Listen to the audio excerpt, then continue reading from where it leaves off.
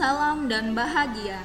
Saya Dwi Caksari, CGP Angkatan 4 Kota Palembang, akan memaparkan modul 2.1.A.10 aksi nyata memenuhi kebutuhan belajar murid melalui pembelajaran berdiferensiasi.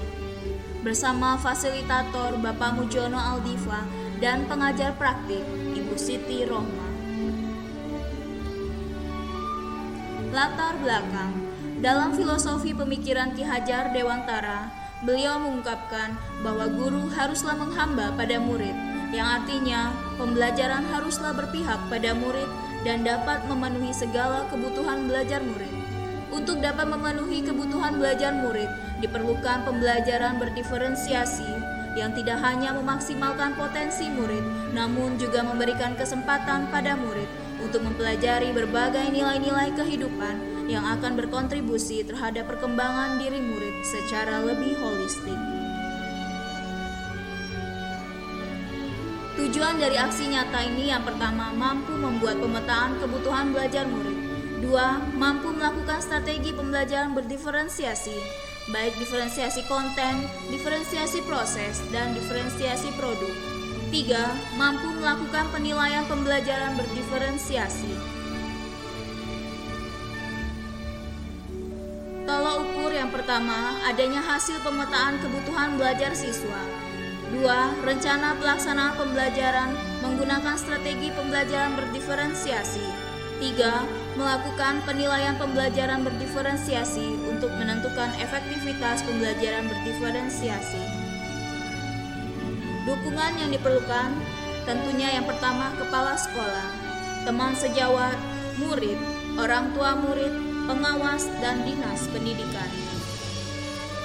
Lini masa tindakan yang saya lakukan yang pertama berdiskusi dengan kepala sekolah. 2. Membuat pemetaan kebutuhan belajar. 3. Menyusun rencana pelaksanaan pembelajaran berdiferensiasi berdasarkan hasil pengamatan. 4. Melaksanakan pembelajaran berdiferensiasi yang berpihak pada murid. Dan yang kelima, mengevaluasi dan merefleksikan praktik pembelajaran yang sudah dilakukan. Berikut ini adalah lini masa tindakan yang saya lakukan, yaitu berdiskusi bersama Kepala Sekolah Suster Modesta HK.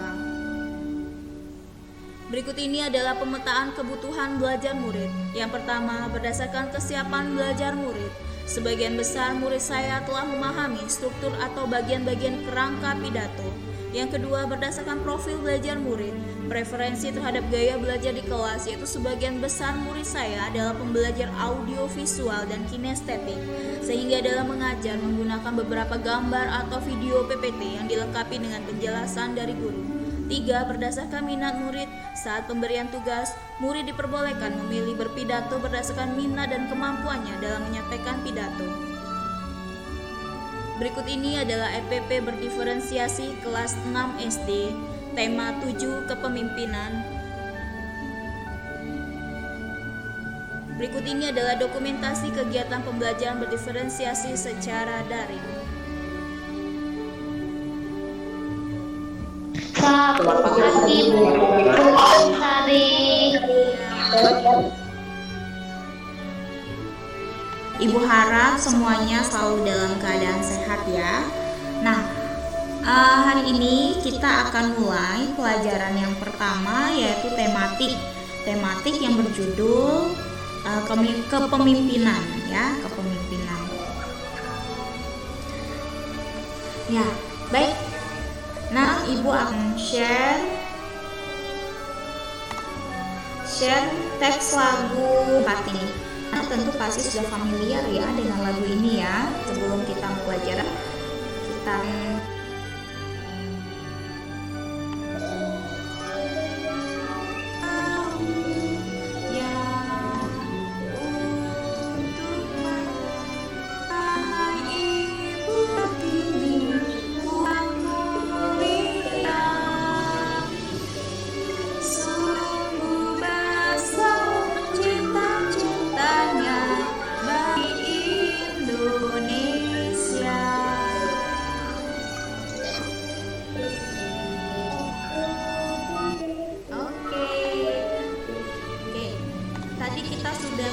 wajib perjuangan Indonesia Hidup Kita Kartini. Nah, dari lagu ini Anak, tujuan pembelajaran kita hari ini yaitu melalui kegiatan mengamati gambar tokoh pemimpin, siswa dapat membuat produk yang menyajikan hasil identifikasi nilai-nilai kepemimpinan dan contoh kegiatan dengan benar setelah menuliskan mengenai sosok pemimpin idolanya. Dan yang kedua, melalui kegiatan membaca teks pidato, siswa dapat membuat naskah pidato secara mandiri berdasarkan tema yang telah ditentukan, serta membacakan teks pidato sesuai dengan minat dan kemampuannya ya. Nah, selanjutnya ada selanjutnya ini siapa nama tokohnya nak? Coba anak silakan tuliskan di kolom chatnya. Di kolom chatnya ya. Kira-kira ini gambar apa?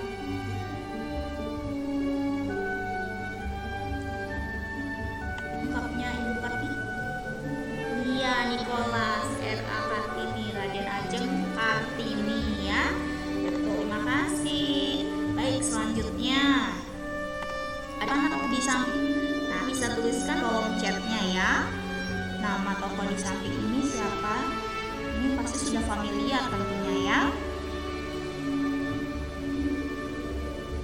Silakan tuliskannya ya. Ya, sudah 3 orang yang sudah menulis nama lengkap ya.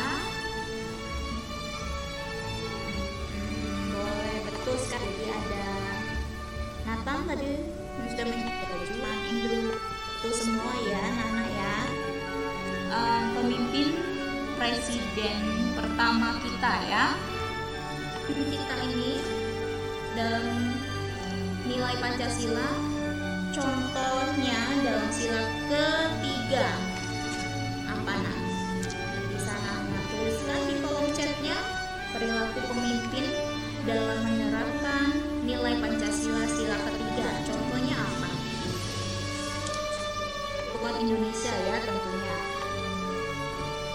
Rela berkorban, Steven juga, Maria Livi tadi udah menjawab Razia Faret. Lengkapnya Ibu Kartini. Iya, Nicole. Nah, Nana pastinya sudah familiar ya dengan Presiden Joko Widodo. Biasanya Presiden akan menyampaikan pidatonya dari Istana Negara. Nah, macam-macam pidato berdasarkan cara penyampaiannya. Ini ada 4 ya nak. Nah, yang pertama pidato impromptu, yaitu pidato yang dilakukan secara spontan. Yang kedua pidato manuskrip, pidato yang menggunakan naskah, jadi dia membaca teksnya ya. Yang ketiga pidato memoriter, yaitu pidato yang ditulis dalam bentuk naskah kemudian dihafalkan teksnya tersebut. Dan yang keempat, pidato extempore, pidato yang disampaikan oleh orang yang telah berpengalaman dalam berpidato. Nah, contohnya tadi Bapak Presiden Joko Widodo ya, tanpa teks dan sudah berpengalaman. Pidato boleh dalam bentuk teks pidato, boleh dalam bentuk video sedang berpidato, atau dalam bentuk rekaman suara. Nah, berikut ini adalah dokumentasi diferensiasi produk pidato murid.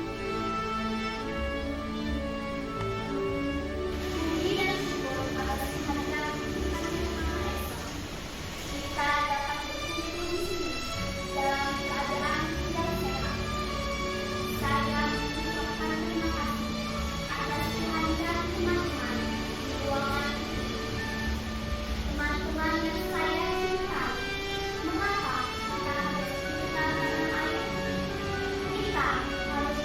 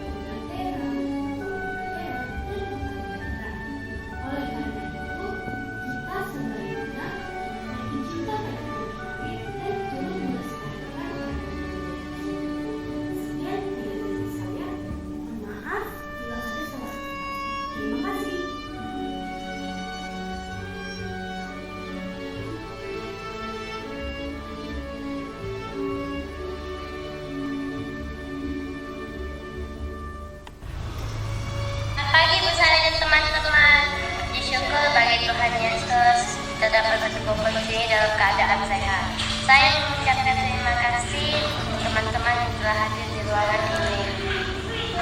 Teman-teman yang saya cintai, mengapa kita harus bertanam dengan tanah air? Kita harus cinta tanah air karena kekayaan budaya, keberagaman suku yang terdapat di Indonesia. Kita harus bersyukur dengan kekayaan budaya tersebut. Seperti yang kita ketahui, Indonesia memiliki budaya yang beragam. Keragaman tersebut diantaranya adalah tarian adat, alat musik tradisional, rumah adat, lagu daerah, makanan daerah, dan pakaian daerah. Oleh karena itu, kita sebaiknya masih cinta pada tanah air dan turut melestarikan keberagaman budaya. Sekian dari saya, mohon maaf bila ada kesalahan. Terima kasih. Berikut ini adalah testimoni dari murid kelas 6. Halo semuanya, saya sangat senang belajar bersama Bu Sari melalui WhatsApp dan Google Classroom. Lusa kemarin saya belajar berpidato bersama Bu Sari. Saya sangat senang belajar berpidato karena melalui pidato saya bisa selalu berbicara, berani dan percaya diri dalam menyampaikan pidato melalui pidato. Terima kasih. Perkenalkan, nama saya menjadi Nana Nuang dari kelas 9 dapat 5. Saya sangat senang sekali dapat belajar bersama Bu Sari di kelas 6B. Saya dapat belajar bersama Bu Sari di aplikasi Google Meet, WhatsApp, dan Google Classroom. Saya senang sekali dapat belajar berpidato bersama Bu Sari. Saya juga sangat senang dapat terampil berbicara, berani, dan percaya diri dalam menyampaikan pendapat melalui pidato. Terima kasih. Berikut ini adalah testimoni dari orang tua murid. Salam sejahtera untuk kita semua. Perkenalkan, saya orang tua dari Catherine Angelin Chandra dari kelas 6B. Saya sangat senang sekali dan setuju pembelajaran daring setiap hari bersama Bu Sari melalui Google Classroom, Google Meet, dan WhatsApp. Baru-baru ini anak saya Angel baru belajar berpidato. Saya senang karena anak saya ada kemajuannya, bisa berbicara, tampil berani dan percaya diri dalam menyampaikan pendapatnya di tempat umum. Ternyata tidak hanya pengetahuan aja yang diperoleh anak-anak, tetapi juga keterampilan dan kreativitasnya masing-masing yang diajarkan oleh Ibu Sari. Terima kasih. Demikianlah pemaparan dari saya. Terima kasih.